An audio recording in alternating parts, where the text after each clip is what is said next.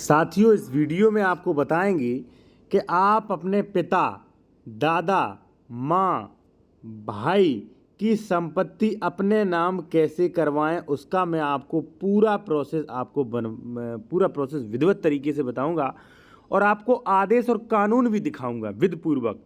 साथियों, एक चीज़ और कि कई लोग क्या करते हैं कि ये जानते नहीं है कानून और इसका फ़ायदा उनके भाई या उनके चाचा उठा लेते हैं और अपनी वो संपत्ति सारी है वो अपने नाम करवा लेते हैं। फिर काफ़ी दिक्कत होती है और संपत्ति हाथ से निकल जाती है।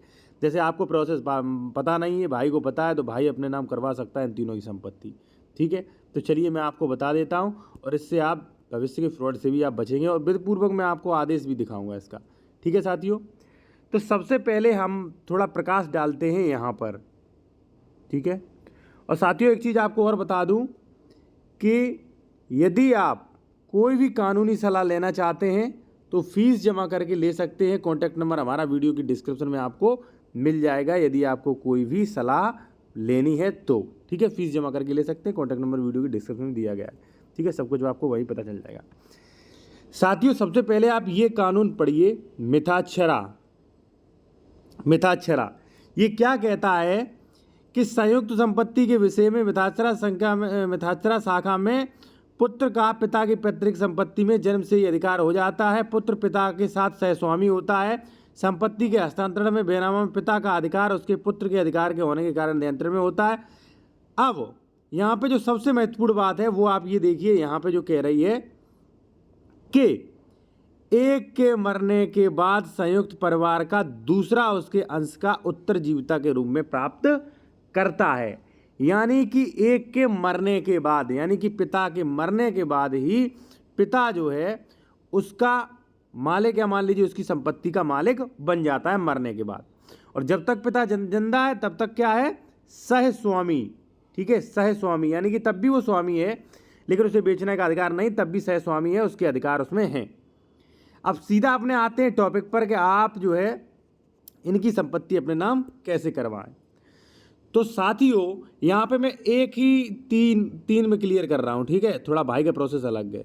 बाप, दादा, माँ, यदि ये तीनों हैं, इनकी संपत्ति आप अपने नाम करवाना चाहते हैं तो सबसे पहले ज़रूरी है इनकी मृत्यु के बाद ही आप संपत्ति अपने नाम करवा सकते हैं। ठीक है, करवा सकते हैं। और हाँ, एक तरीका और है, मृत्यु से पहले आप करवाना चाहते हैं तो एक दो तरीके और हैं। वो है कि आप वसीयत करवा लो, ठीक है ना, या आप बेनामा करवा लो, या आप दान करवा लो। ठीक है, अगर मान लीजिए आपकी लड़ाई चल रही है या आपको पसंद नहीं करते तो आपके कुछ भी नाम नहीं करवाएंगे। ठीक है, तो जब ये एक्सपायर हो जाएंगे तब आप नाम करवाएंगे, तब आप करवाएंगे नामांतरण। ठीक है, नामांतरण। ठीक है ना, नामांतरण जिसे कह सकते हैं दाखिल खारिज। ठीक है ना, दाखिल खारिज आप करवा सकते हैं। ठीक है, जिसे कई फोती भी कह सकते हैं। ठीक है, अब फोते के लिए ऑप्शन क्या है। अब फोती में क्या होता है कि आपके पिता की जगह नाम काट के आपका नाम रख दिया जाएगा। आप जो भी पिता के उत्तराधिकारी, आपका, आपकी मम्मी का, आपके भाई का नाम रख दिया जाएगा, जिसे कहते हैं फोती। ठीक है, फोती या उत्तराधिकार नामांतरण।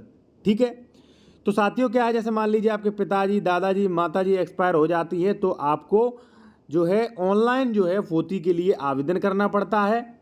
आपको लेखपाल को ये सूचना दीजिए।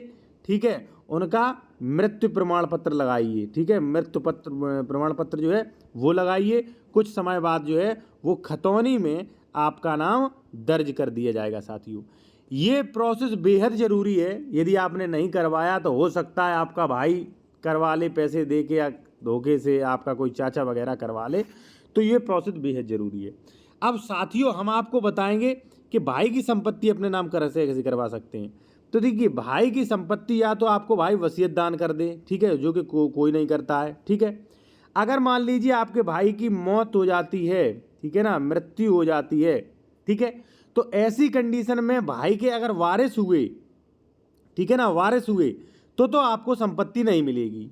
यदि वारिस नहीं है, भाई के कोई भी वारिस नहीं है, तब आप जो है फोती के लिए अप्लाई कर सकते हैं कि इनका वारिस मैं हूं और ये ज़मीन मेरे नाम की जाए, तो आप जो है भाई की संपत्ति भी अपने नाम करवा सकते हैं। ठीक है साथियों, अब थोड़ा मैं प्रकाश डालूंगा, एक चीज़ मैं आपको और बताऊंगा कि अगर मान लीजिए ये संपत्ति आप अपने नाम नहीं करवाते हैं तब क्या होगा, क्या आपके साथ धोखाधड़ी हो सकती है। तो साथियों क्या है कि अगर मान लीजिए आप अपने पिता, दादा, माँ, भाई की संपत्ति नहीं करवाते हैं तो नई खतौनी में, ठीक है, नई खतौनी में हो सकता है इनके नाम किसी और का नाम आ जाए, ठीक है। या मान लीजिए आपका भाई फोती करा ले, ठीक है ना, गलती से आपको दिखाए ना, ठीक है। ऐसे तमाम कारण सामने आते रहते हैं, इसलिए आप इनकी संपत्ति जो है वो अपना नाम करवा सकते हैं। अब अगर मान लीजिए आपको मैंने प्रोसेस भी साथ साथ बताया है, आप फिर भी प्रोसेस नहीं सीखे हैं साथियों, तो मैं आपको प्रोसेस भी इसका बता दूं साथियों। इसका प्रोसेस क्या है कि जब भी ये लोग एक्सपायर होते हैं तो आप उनका रख लीजिए मृत्यु प्रमाण पत्र, ठीक है, मृत्यु प्रमाण पत्र, ठीक है, प्लस आपको परिवार रजिस्टर की नकल, ठीक है, परिवार नकल चाहिए आपको, ठीक है।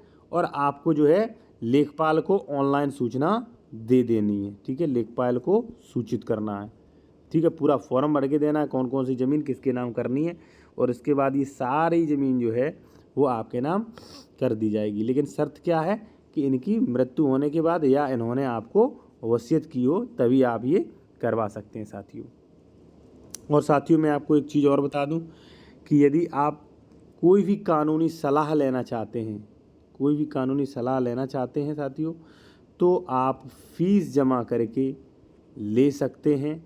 कॉन्टैक्ट नंबर जो है वो हमारा वीडियो की डिस्क्रिप्शन में दिया गया है, ठीक है साथियों। तो आप जो है कोई भी सलाह लेना है तो आप ले सकते हैं। और मैंने आपको जैसा कि पूरा प्रोसेस बता दिया गया है, ठीक है, कि आप अपने पिता, दादा, माँ, भाई की संपत्ति जो है वो आप अपने नाम कैसे करवा सकते हैं और संपत्ति नाम करने का प्रोसेस क्या है। साथियों मैं एक चीज़ और आपको बता दूं, यदि आपकी कोई सिस्टर, बहन जो है, ठीक है, बहन वो अविवाहित है, ठीक है ना, अविवाहित है, ठीक है ना, तो आप यदि बहन को हिस्सा नहीं देना चाहते हैं तो बहन जब तक अविवाहित है तब तक जो है आप फोती न करवाएं, ठीक है, क्योंकि अगर आपने फोती करवा ली तो बहन के नाम चढ़ा दिया जाएगा। बहन की शादी के बाद जो है, शादी के बाद आप जो है फोती करवाएं, इसके यानी कि अपने नाम ज़मीन के आवेदन करें। तो अगर आप शादी के बाद करेंगे तो आप जो है जो भी आपकी प्रॉपर्टी है वो आपको बहन को नहीं जाएगी, क्योंकि बहन की तब शादी हो चुकी है। तो ये प्लस पॉइंट है। बाकी आप जो है कोई भी कानूनी सलाह लेने के लिए हमसे विस्तार में संपर्क कर सकते हैं साथियों। धन्यवाद।